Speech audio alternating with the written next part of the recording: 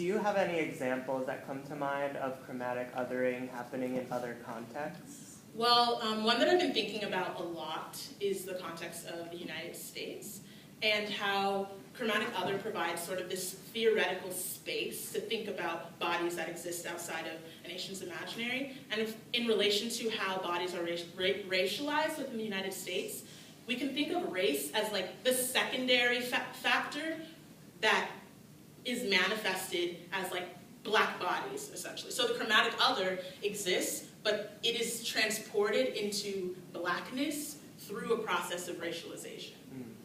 And so then we have manifested around us black people, like they just came out of nowhere, you know? And because this is the process of racializing through the, from the construction of the chromatic other.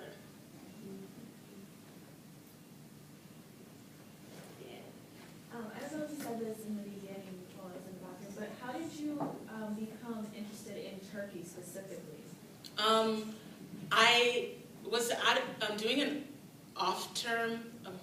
Okay, so I did this intensive Turkish language program the summer before my freshman year of college, and I just learned Turkish and really fast, and so then I kept going back, and this project sort of built over the 3 years in which I went back and forth between Turkey and the U.S.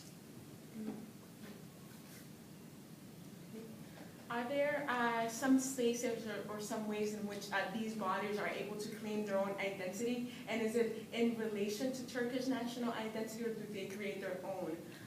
That's a really interesting question, particularly when we think about the Afro-Turk culture and the Solidarity Association, and how Afro is a term that is just being claimed by Turks of African descent in the past 10 years. And so that's a way of self-identification. And as I mentioned, in a sense, to sort of claim representation for people who have no place within the Turkish collective memory. There's some hand up there. Yes. I'm just wondering about the history of this group and how that relates to the way they've been othered. How they come to be in Turkey, for example, and I would imagine that if they came through different means in the United States, then the process might be different. So there was slavery in the Ottoman Empire, which is part of the exclusion from the national historiography, right? So when Turkey renders its own history, it completely forgets that there was history. I mean, that there was slavery, and just like, what? And so it was there, but it was really different than what we might understand as how slavery functioned. And it was still traumatic. It was still the forcible removal of bodies, but enslaved people were manumitted much quicker, and so the assimilation process also happened at a much higher rate. And there are a lot of Turks of African descent who either have no idea they are. It's just a completely different construction within Turkey.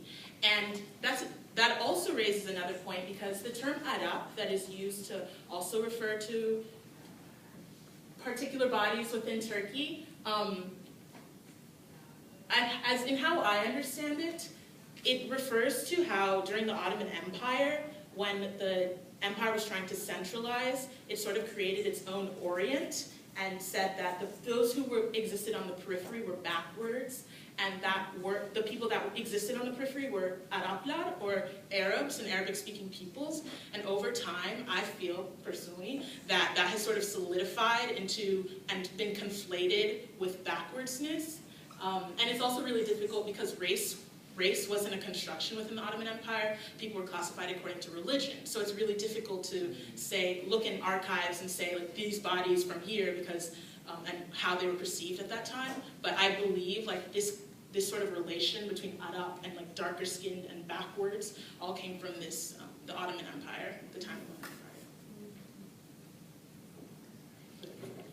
Empire. So I know that you mentioned that in the fall you're going to go back to Turkey to do more field work. In a week and a half, actually.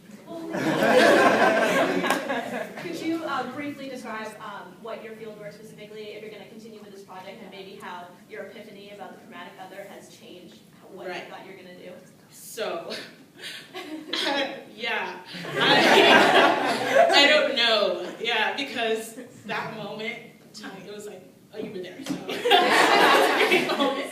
Yeah. But I think I really want to expand the types, what I'm looking at, because what I've set up is meeting specifically with like Turks of African descent, or from the Afro-Turk Culture and Solidarity Association, and meeting with recent immigrants from sub-Saharan Africa to Turkey. But I think because of the way otherness functions, I really want to look at more people, a much larger demographic. But that's sort of where I am, ideas floating. I have like a week to figure it out, but I'm not entirely sure.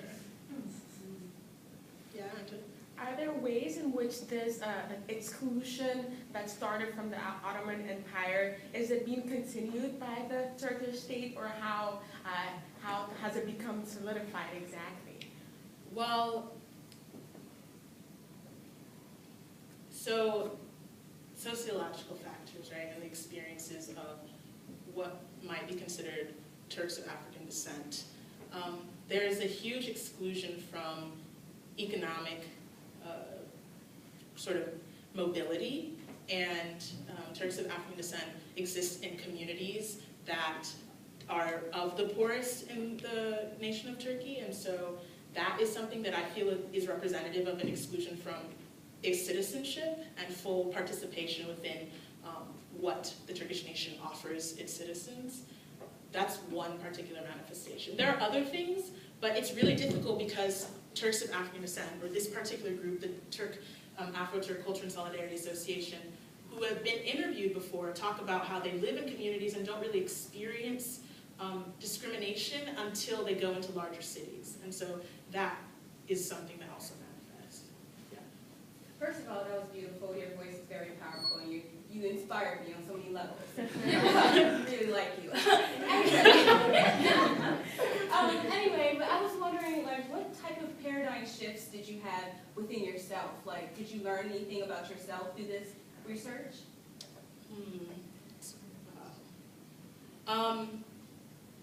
I think that I guess the best kind of research is like when you're thinking and relating to yourself and how your own position works within all of this. And so I think in a lot of ways, this really meant a lot to me as someone who has a particular identity, or that is negotiated constantly, like within the context of the United States, and constantly having to renegotiate as I move from room to room, building to building, just around like that. And so coming up, I think, with the idea of chromatic other really terrified me above anything, which I think might be an interesting thing to say, but this the inability to reconcile that which is already othered with the national identity essentially implies that the nation is contingent upon this exclusion. And so how can that ever, what hope do I have, essentially?